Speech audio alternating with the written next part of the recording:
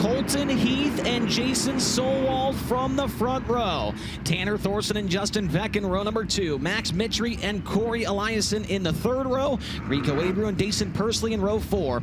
Colin, Mackey, and Danny Sams in row number 5. Dominic Scelzi and Brenham Crouch in row 6. Row 7, Tanner, Holmes, and Lynch. Row 8, Chase Randall and Justin Youngquist. Row 9, Daryn, Pittman, and Eric Fisher. Robbie Price, Giovanni Scelzi, then Justin Sanders and Tyler Thompson, Brad Sweet, and Brett Marks. Skagit Speedway, we got them racked, we got them stacked, and we've got the grandstands packed. Let's go racing off at turn number 4. We are green.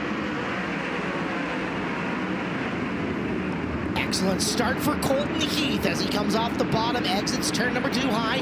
Solwold sitting in the 2nd position, battle for 3rd. On the high side, it's Peck. On the low side, it's Thorson. Give it to Peck. Justin Peck with that 3rd spot across the line. Now a little hop, skip, and a jump into turn 1 for that number 26 car, but he maintains the 3rd position. Colton Heath up front with the race lead, and his fellow Skagit Speedway local Solwold sitting back in the 2nd position. How about a good start in this one for Colin Mackey? Mackey's up to 8th, challenged down low by Max Mittry, but he fends him off in turn 2. Mackey driving away at the moment as we look. Colton Heath, talk about your recipe for a Colton Heath win tonight. Get out, rabbit, and go. He is very good in traffic as well. If the race gets to that, him and Solwold could be a classic as Mittry trying to fend off Abreu. And the traffic is going to come into play extremely quickly as your leader's already on the back of the field. The first car he will encounter is Brad Sweet, then Brett Marks and Tyler Thompson. This race tonight, Caleb, will be won or lost in the traffic. They are 3 wide right in front of your car off the pace. The caution's going to come out for Eric Fisher. Fisher brings this race to a stop with 5 in and 25 to go. Race leaders can wipe the brow for a second and go. That was a fast 5 laps. That 5 laps went by in a hurry. Tony, what's the update on Eric Fisher? Eric Fisher came to a stop and immediately signaled his crew to the right rear corner. They jumped to the back and looked for the rear end. Guys, what do we think it is? Well, it looks like you might have knocked the spur gears out of the back of it. All right, so rear end failure here for Eric Fisher. Immediately, as soon as he came to a stop, the crew jumped to take a look at all sides of it. Fisher pointed immediately to the area underneath the tail tank, and after just a few seconds of examination, they knew the night was over. All right, thank you for that update, Tony. We're coming back to green this time by with 5 complete and 25 remaining in night number 1 of the Skagit Nationals. Good restart for Tanner Thorson, pulled up next to Jason Solwold. Solwold gets back in front of him to turn 1. Justin Peck looks to the outside. Now Thorson for 3rd. Down the backstretch, they're side by side to turn 3. Oh, he's almost looking to go BOGO, 2 for 1 in through the corner. Solwold somehow fends him off, and Peck stays in front of him as well. Good driving from those two, and here's Peck on the high side, taking 2nd away from Solwold. Justin Peck around the outside, rockets into the 2nd spot. Now the only car left to deal with is the 1C of Colton Heath. Heath looking for the biggest win of his career, bar none here tonight at the Skagit Speedway. He leads over Justin Peck by 8 car lengths into turn 3. Well, let's not bury the lead. Justin Peck needs this just as bad. California was not fun for him. It definitely was not. It looks like he may be closing the gap. A little mistake off of turn number 2 gives that ground back up to Colton Heath. Solwold still in 3rd. Tanner Thorson in 4th. And another solid run taking place right now for Corey Eliason back behind. Here's a move from Rico Abreu. He gets by Daison Pursley off of turn 4. Abreu on the move, picking him off 1 by 1 as he is now up into 6th and setting sail in front of him. Right ahead of him, here comes Elias, and Abreu might be up on that battle quickly. Yeah, Rico looking for a top 5 position as he works to the inside in turns 1 and 2. Corey Eliason through the middle as he maintains that 5th position. Back up front, Justin Peck has closed the gap by maybe 2 or so car lengths to Colton Heath. Now extends it back out to about 6 or 7. Peck starting to work the cushion in turn number 2, and here comes the lap traffic for your leader to deal with. Oh, and that lap traffic is thick up ahead of Colton. He's going to have to be masterful getting into it. As a little bit further back, there's Abreu stealing the spot away from Eliason. Big rooster tail in turn 2 from Justin Peck. Got way up too close to the wall there, lost some ground, but luckily for him, Colton Heath is in the back of the field, and it's holding up the progress of that number 1C car. Here comes Justin Peck to the outside, looking for the race lead down the back straightaway. Heath, the car might be just a little snug. I see him really hard over on the right rear, coming through the corner, angling down the straightaway and trying to make some long straights. Peck right there, and they're coming in to try to lap Tyler Thompson. A little bit tight in the center of the corner. There goes Justin Peck around the outside. Boom, new leader to turn 3. Justin Peck to the lead. Colton Heath back around the outside, around the inside. And now Peck's got to deal with the slower cars. Tyler Thompson, Robbie Price, and Brenham Crouch. Colton Heath not out of this one yet, Caleb. Halfway home, Peck is taking the lead. Now it's Peck's turn to lead the way through slower traffic. Meanwhile, for third, big moves back in the field, and it's Abreu on the way. Rico Abreu up to fourth, getting by Tanner Thorson to turn number 3. Make that turn number 1. Rico Abreu making moves here in the middle stages of this race as Justin Peck starts to work through some of the lap traffic. Gets by Robbie Price and Tyler Thompson, but more cars to contend with just ahead of him. Abreu on the hammer. That's for third. Solwold down low. Gets off the bottom now. Abreu shoots the gap down at the bottom of turn number 3. Third place for Rico. Rico Abreu now on the bottom step of the podium, trying to reel in the number 1 seat of Colton Heath. Rico still on the same straightaway as your leader. Your leader gets cut off by the 95 and Justin Youngquist down the backstretch. That's going to hold up the progress, and here comes Colton Heath and Rico Abreu. Yeah, he's bringing Abreu. Abreu might be the fastest car of all the 24 out here on the racetrack. Abreu up on the top. Big old run down the back straightaway. Second place up for grabs into the corner. Rico pulls up next to Colton Heath. Tries to hit the bottom on the exit of turn number 4. Colton Heath holds him off, but Rico still very, very fast as we near the end of this race. 10 laps to go. Rico, big run down the back straightaway, takes second away into turn 3. Wow, talk about the good, well, medicine that Rico Abreu needed. There's back to the bottom as Heath not giving it up easy. He's got second. Rico back after him in turn number 2. Colton Heath, the slider. Rico turns it back to the inside. And now the only driver to contend with for the race win is Justin Peck. Peck with 1 lap car between himself and the 24. Rico's got 8 laps to track down the 2.6. It's a battle between the 2.6 and the 2.4 here on night 1 at Skagit. Look how straight Abreu is able to drive that car off the corner. They nailed the setup on the 24 tonight as he is making ground on the 26 of Peck. Now almost no lap cars in between them as they get into 3. 6 laps to go this time by Abreu underneath the slower car of Justin Youngquist. 2 car lengths separate the top 2 as they roll back into turn 1. Lap traffic still right there in play with Justin Peck. Big run for Rico down the backstretch. He'll look to the inside in turn number 3. Might have a new race leader off the corner. Justin Peck around the outside maintains it with 6 laps. Make that 5 laps to go. Now can Peck counterpunch? He's seen the 24 stick a nose underneath him. Rico, all kinds of momentum into the corner, and you've got a new race leader. Rico Abreu to the top spot. He'll lead on lap number 26. 4 laps to go for Rico as he works back into turn 1. Justin Peck back in second. Third spot is Colton Heath. Fourth belongs to Tanner Thorson and Jason Solwold. Solwold spins in turn 1. Solwold goes around. He was running in 5th. And that's going to bring this whole field together. Caution flag out. Jason Solwold had just gotten passed by Daison Pursley, and as soon as the Buick Motorsports 13 went by him, the caution came out for the number 18. Wow.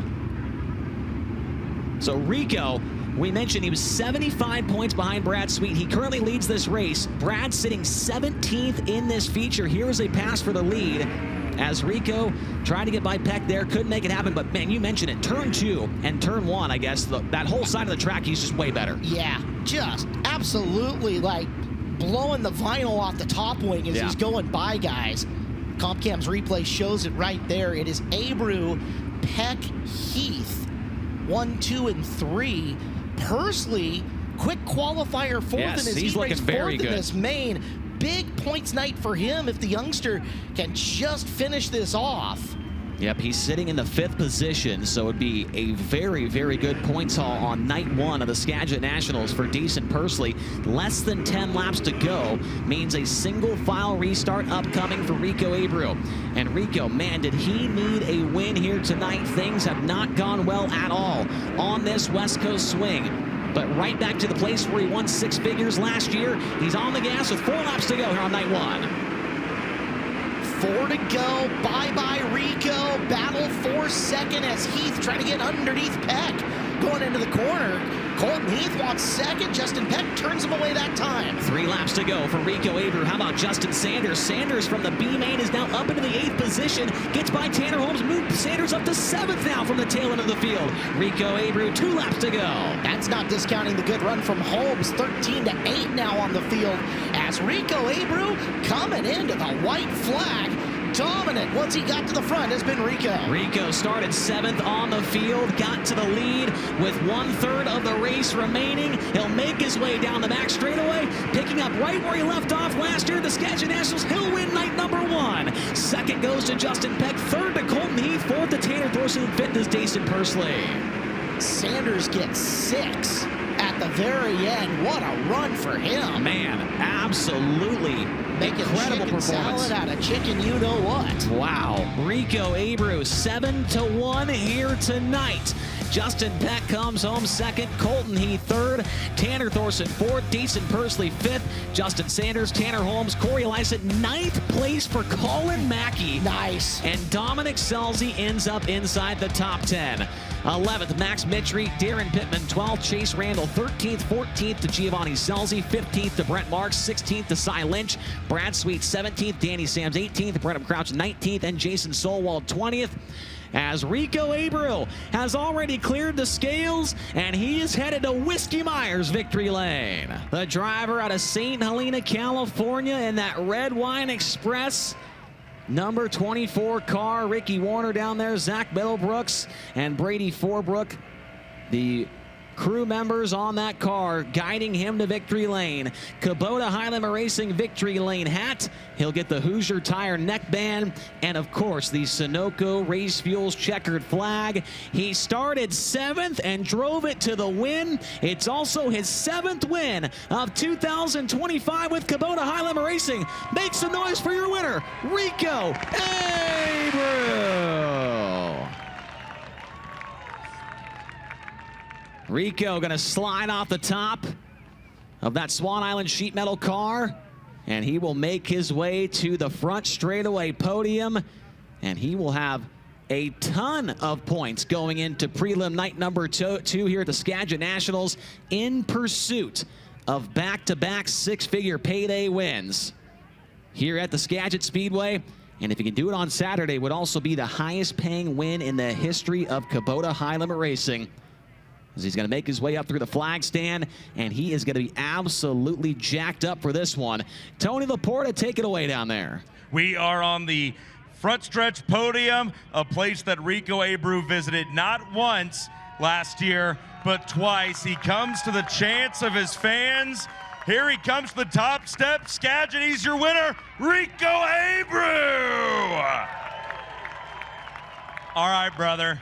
You were boot scooting and boogieing. You were shucking and jiving. The only question I got for you, going from 7th to 1st, when did you get your pilot's license? Because you were straight flying out there tonight. I just, congratulations to my team. You know, the track crew here, just the tracks were, that was real tricky racing there. It's just the cars get real aero dependent when it's, you know, when the surface is narrow and real dusty, and you just got to be really, really patient. So these guys on the 24 car, you know, we've had a rough 2 weeks here out west, and you know, just really trying to keep the team camaraderie and the morale in good spirits, because it's just, we're in such a competitive sport, and the times are so tight, and everybody's got great race cars, and these guys are all unbelievable race car drivers out there. So you just got to pick them off one at a time. My team, Ricky Warner, Zach Middlebrooks, Brady Forbrook, Toby, my wife, you know, my family watching.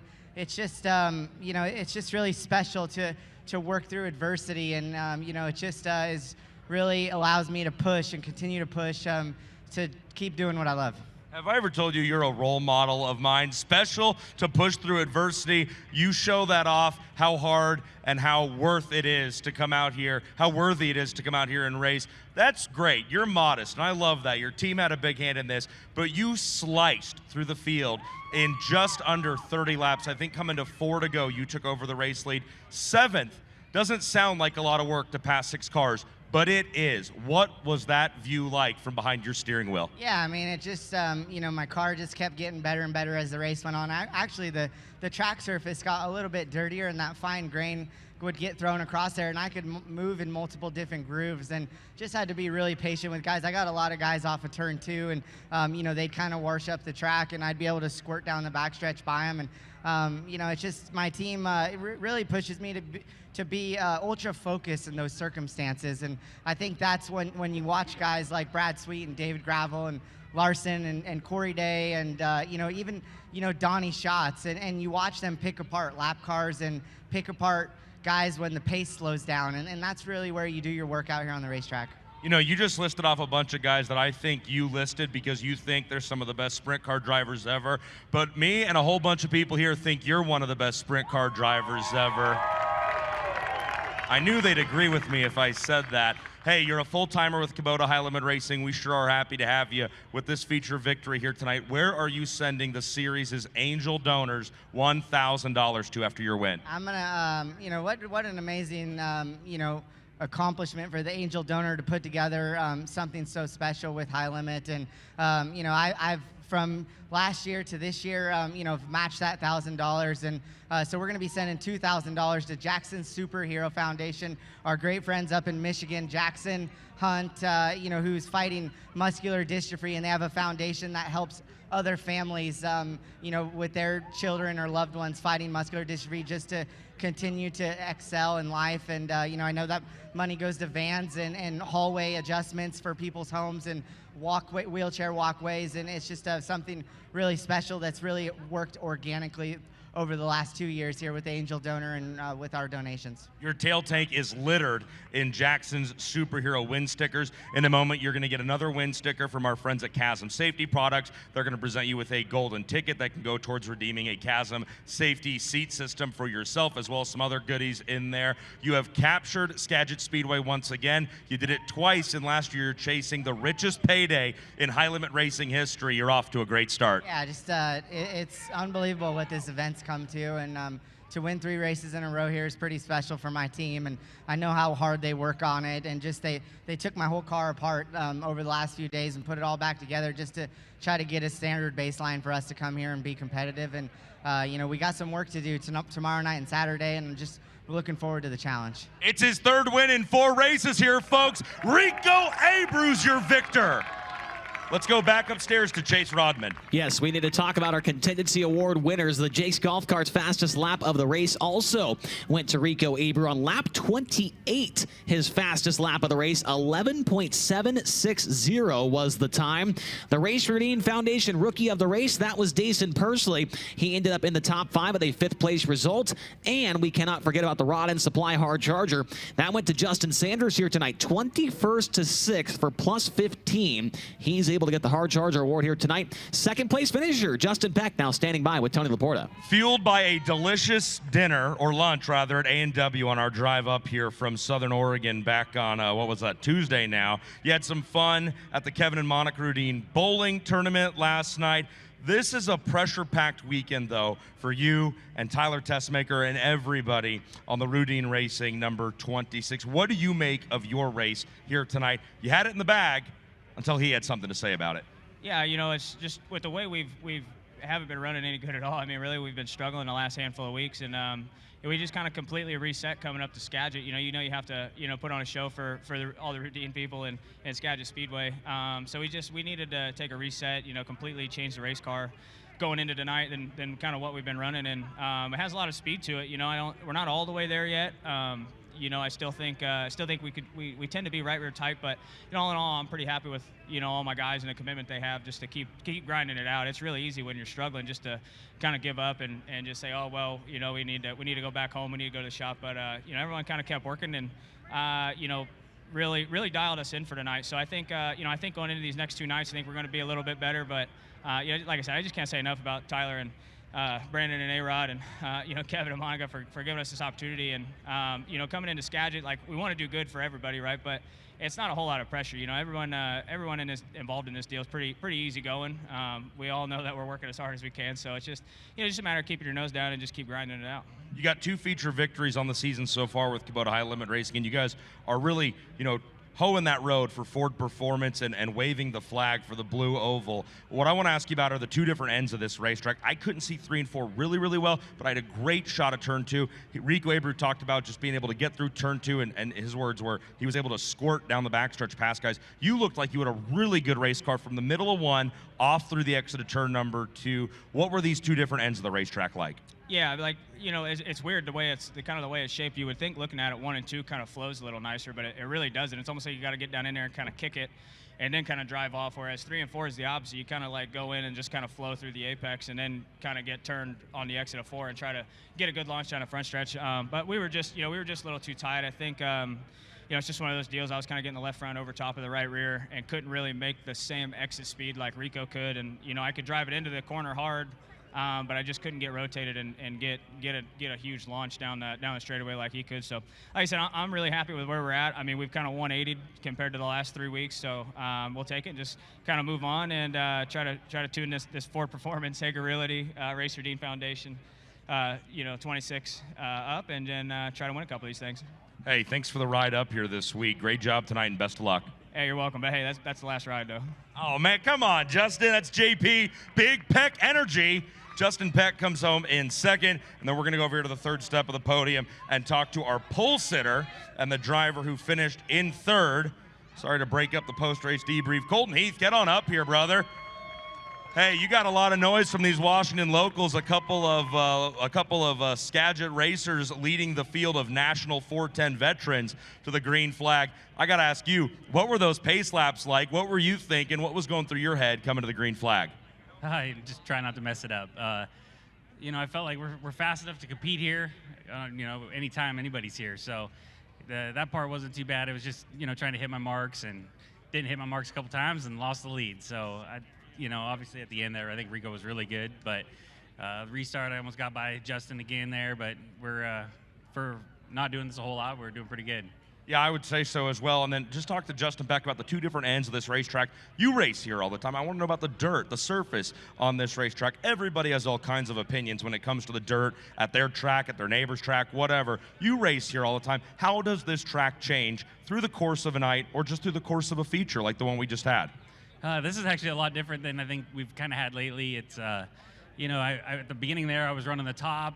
That caution came out, and it was kind of dirty up there, and I was just thinking that, maybe I'm the only one up here, and, maybe I'm just going to be a sitting duck if I get too high or, allow them by. So I started running the bottom and middle, and, it was really, felt like I was pretty good a little bit everywhere. Just got to traffic, got to dirty air, got a little tight a couple times, and just slowed my pace down too much, and you can't slow down that much and expect to win one of these races. So we'll try again tomorrow. A trip to the podium, not something to frown too much about. Good job. Yeah, thank you, guys. That's Colton Heath, led the field to the green flag and stands on the podium in third here tonight. We're going to get out of the way and let our podium finishers celebrate.